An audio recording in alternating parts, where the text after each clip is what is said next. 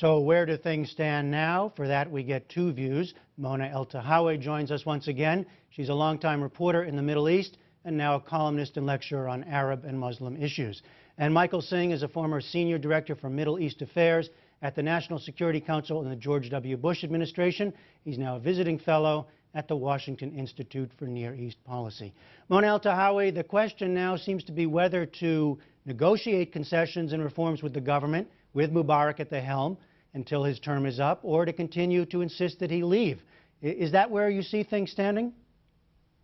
Well, Jeff, this is an incredibly fast-moving revolution, because just before I came out to speak to you, a young man called Wael Ghonaim was released from 12 days in detention. And he is the Google manager for the Middle East and North Africa, but he also came to be known as the anonymous administrator of a Facebook page that was instrumental in launching this uprising on January the 25th. Now, he was released after 12 days in jail, and the youthful protesters that we heard about in the story had made it as one of their conditions before negotiating with anyone that he be released. And upon his release, he gave a live TV interview that captivated the entire country, and dare I say the entire region, because I was following it on Twitter. And people across the entire Arab world were watching it and crying with him, because he was told that people had died over the past few days while he was in jail. And he broke down and he said, "This is not our fault, this is the regime's fault." And in those few moments that he spent on live television, he managed to snatch back the revolution that young people in Egypt had launched, and that was being threatened by takeover by these older people who were negotiating with Omar Suleiman, the Egyptian vice president.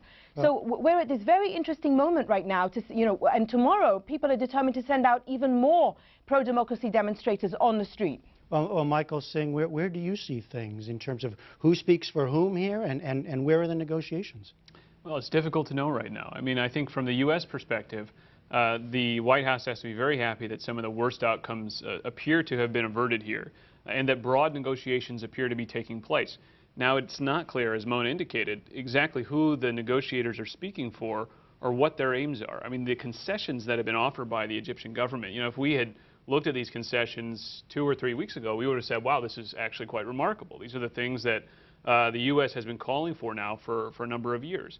The question really now is, can an accommodation be reached between these old guard government types and the demonstrators whose trump card are really those people in Tahrir Square who aren't going away so far? And how much can the old guard, and including the President Mubarak, be pushed, and how much should they be pushed? Well, I think what the U.S. is probably pushing them for now is take some actions, make some changes on the ground that people can see, so they see that we're not going back to the old way of doing things. I think the government has tried, perhaps, to do a few of those things. The senior leadership of the ruling party has stepped down, which means they can't run for the presidency in September. We've seen people being released, like Mr. Ghonaim from Google. And so I think the U.S. will be pushing for more of these types of actions to give the negotiations a certain credibility in the eyes of Egyptians. Mona Eltahawy, when you talk about the old guard, does that include the military or elements of the military? Where does the military stand in all this? It has started to include the military, because although during the first few days when the military was sent to the streets, they were seen as these kind of noble, honorable figures who were acting as a buffer between the pro-democracy demonstrators and the Mubarak thugs who were sent into the street to beat them. Their seeming neutrality has turned against them, and over the past few days, the human rights activists and journalists and bloggers who have been detained were detained by the military police.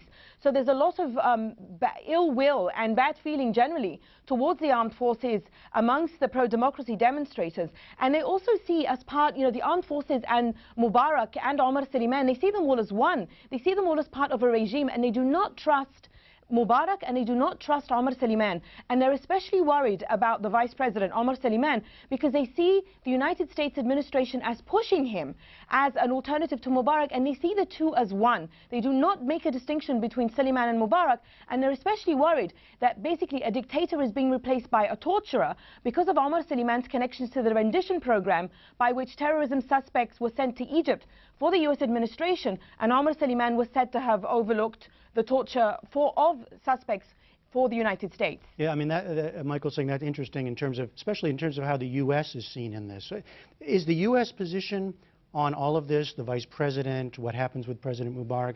Is it clear? Is it coherent? Is it confused? How do you see it?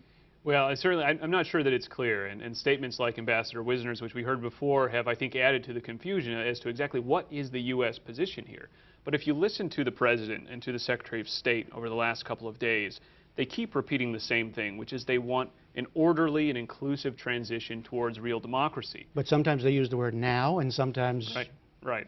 And I think that where the President has now come out on this is that, well, maybe they don't want President Mubarak to actually resign now, because there are some problems with that. You know, under the Constitution of Egypt, it would trigger this 60-day period before elections, and they're not sure that that's enough time for a real election to happen. And so I think the position now is that they're happy to see these negotiations. They're going to push both sides to make something real happen in these negotiations, and you're not going to see them be taking sides on issues of personalities or on whether or not Mubarak should leave immediately or in 8 months. Mona Eltahawy, you know, in Margaret Warner's piece, there was this notion of a return to something like normalcy. Is that where, you know, where the people in the square are isolated in a sense and life goes on around it? Is that a possibility? Is that something we might see in the coming days ahead? Well, you know, I put it in this sense. I think that the Egyptian regime, Mubarak, Suleiman, and, you know, the circle around them, is engaged in a war of attrition of sorts with the Egyptian pro-democracy demonstrators, in that they're digging in their heels. They're hoping that the population at large says, oh, come on, guys, he said he's going to leave. As we heard in Margaret's story, you know, just go home. And the pro-democracy demonstrators are determined, and every day, as I said, their numbers increase. I mean, one of the young people who was instrumental in launching this uprising is a woman called Isra Abdel Fattah. And after Wael Ghanem's interview, she sent out a tweet saying, tomorrow we want to see 10 million people all across Egypt. Because remember, the demonstrators haven't just been in Tahrir Square, they've been across the country. And it's important to state that, because it's not just focused on Tahrir Square. So that perseverance and determination has not gone. And they're really engaged in this kind of one-on-one with Mubarak now. And they want to see more pressure put on him. And you know, cut U.S. military aid to the Mubarak regime, freeze the Mubarak regime's assets. Mubarak is said to have up to $70 billion of assets across the world. And lobbyists, you know, the position of Frank Wisner is a very strange one, because he was sent to be envoy to Egypt, and yet he's employed by a company that is employed by the Mubarak regime. So, you know, we've got a lot of conflicts of interest going here, and we can leverage all of those things to help the pro-democracy demonstrators. Right, and briefly, though, Michael Singh, at the same time, do you see the opposition speaking, and there's a lot of divisions there, right, between Muslim Brotherhood especially and some of the more secular groups? Well, I think you see fissures within the opposition. I'm not sure there's a common platform they're operating from. I'm not sure there's a common sense of what they want. That may be true on the regime side as well. It's not clear exactly who's going to emerge on the regime side as the leadership role, and if they all want the same things. Some of the members of the former regime are now actually being pursued by the current government for their assets, and they've have travel bans imposed on them. And so I think one thing the United States wants to see happen is for an orderly process to develop. And in a sense, I think they see the military as something which can act as a stabilizing force. And I think you're going to see the United States try to ride herd on both sides to get them to talk seriously to one another. All right. Michael Singh, Mona Eltahawy. Thank you both very much. Thank you, Jeff. Thank you.